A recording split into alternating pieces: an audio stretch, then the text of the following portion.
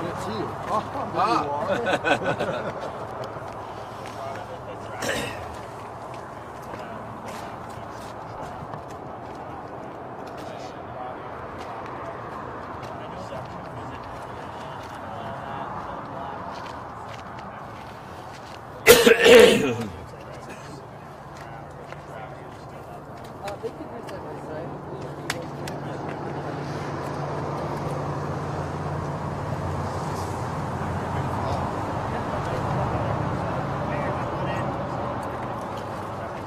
Yeah, get over here. Okay. Put this on you real quick, Mr. Mayor.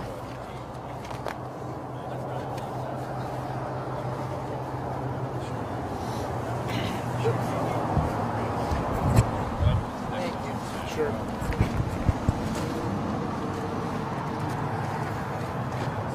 Okay. Governor Walker, do you think incidents like this also prove just how vulnerable Anchorage is? Should Anchorage ever need to get out in an emergency using the Glen coming out versus what it is now going, the damage it is now going in? Well, first of all, I want to acknowledge I'm glad there were no lives lost in this accident.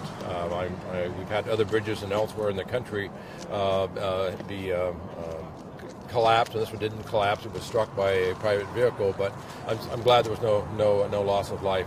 It does what we're going to do from this, and again, I want to thank those that the patience of the commuters, the DOT folks that worked literally around the clock all night, last night, the night before, with an alternative route to ease the traffic flow, and also the APD. Chief Dahl, I talked to him a couple times today to thank he and the women and men in the APD and Mayor Berkowitz as well for the help and in making sure that things were done safely. So that's the first thing. The second thing, this is a lessons learned. This is an opportunity for us to look at. We have over 800 bridges in Alaska, so we need to make sure that where there are those that would interrupt traffic, like this has, we have a response plan available for each bridge, so that this comes up again, we just pull out the book. Here's our response plan as far as how we alternate traffic and keep the traffic flowing. So that's an important part as well. So I guess what I was saying is, if another incident like this happens again on the other side, or there was an emergency that people needed to go out of Anchorage, though, what I was trying to ask is, does this show how vulnerable Anchorage is? Should mass numbers of people in a city of 300,000 need to get out? Sure, it does, and that's why we'll have contingency plans for that. I'm meeting with the Alaska Railroad later this afternoon to talk about that. We have infrastructure that we have existing that's certainly another option as well. We want to make sure we're prepared if something like this happens again. We have many bridges, obviously, that could be impacted by a mistake that was made, and so right now we're not focused on fixing the blame, we're fixing the problem, and that's what we'll stay focused on. And I just want to say that if you're worried about sort of evacuation, there's all kinds of evacuation contingency plans that exist. So this is a separate kind of problem. I'm fairly new to Alaska, as you just noticed when we first introduced ourselves a second ago, but one of the things that I understand is, a couple of years ago, times, were a little bit tough with drops in oil prices. Certain projects needed to be cut, like the Connect Arm. But right now, after this incident has happened, do you think that project should be brought up again or looked at again? We're going to, right now our focus is on getting traffic flowing back from into Anchorage from the valley, from Eagle River. So that's really our focus right now. What we can do with a full fiscal plan, that was one of the things, numerous mega projects were stood down as a result of our fiscal situation. We need a full fiscal plan. We'll continue, I'll go back to Juneau, continue to work with the legislature on that. I believe we're close. At that point, we can begin looking at mega projects again, but until then, we have to stay focused on fixing our fiscal situation. Where specifically will the money to fix this come from? I don't know specifically where, and again, we're going to get it fixed, and then get traffic flowing, and then we'll sort out where the funding comes from. So we do have contingencies for situations like this that we'll obviously need to draw on. We've had to draw on them because we've had people working around the clock with DOT, APD, etc. So we'll sort that out, but not until after we get the traffic flowing again. When it comes to what can be done to prevent accidents like this from happening again? What can the state do to prevent something like this? Well, we have a system that they have to come and apply for high load permit. They get warnings of where the bridge heights are. They know when they ask for that. Human error is human error, and things happen, and so we've got certainly, if there's more we can do to minimize that, we certainly will. And again, once the traffic is flowing, then we will focus more on lessons learned, what we can do to make sure that doesn't happen again. I understand the transport company is based out of Fairbanks, and they're trying to say that this is somehow not their fault, but the fault of the customer. Do you agree that? And should there be anything that should be reviewed when it comes to codes or laws for those transportation units that need to change that might make this a bridge like this less susceptible to an accident? We're going to focus on fixing the problem, and fixing the blame will be plenty of time to sort all that out. So we're going to fix the problem at this point. I know of no wrongdoing on our part at all, obviously. I think that was all I really had. If there was, what have you been discussing with the workers here that maybe people of Anchorage and of Alaska don't know about yet? What have you learned in just the short time here? What's going to happen? They're going to take that girder out. The concern now is that if it could fall, it could drop a piece of concrete on passing vehicles, etc. So they're going to take that out this weekend. The hope is to have this done by Sunday night, be able to have traffic flowing back without the bypass on Monday morning. So that's the goal. The company they're using, we used a very expedited process. We didn't go out and do a 30-day RFP proposal. We brought in the people that we felt could do this. Sandstrom and Sons, I've known them since '64.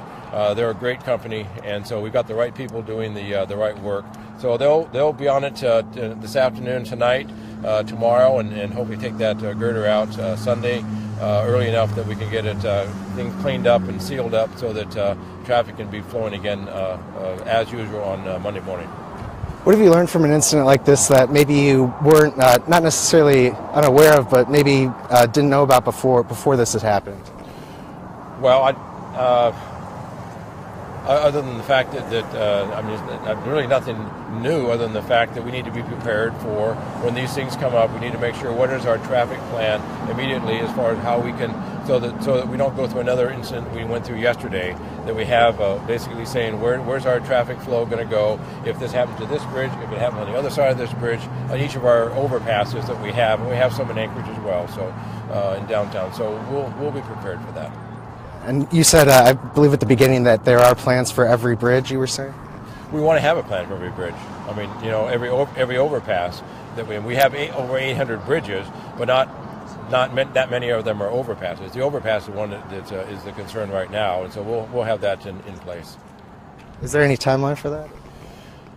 Well, as soon as possible. But the main thing is to get flowing safe, and safety is the highest priority for us. And so, yes, we are working around the clock, but it's about safety, about making sure that property isn't damaged, lives aren't lost.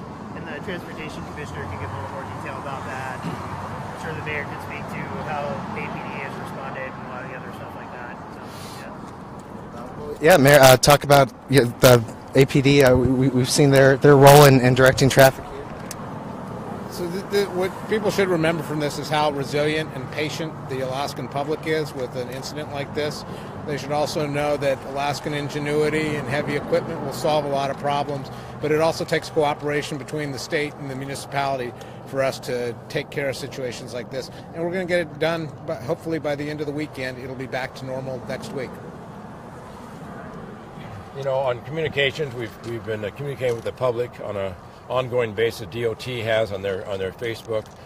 Commissioner Lucan has been on radio shows, TV shows, lots of media, explaining to the media what's going on. I've reached out to each of the mayors in the valley, as well as obviously Mayor Berkowitz.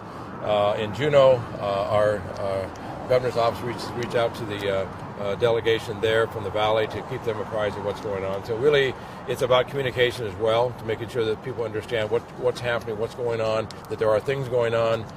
It took a little longer to get the rerouting done, but you had to move a lot of snow, had to move a lot of ground. It is winter, so it took a little longer than we had hoped, but we got traffic flowing again this morning. in a much improved fashion than it was yesterday. So again, my hat's off to the DOT staff that did that, as well as the APD that we couldn't have done it without them. Thank you.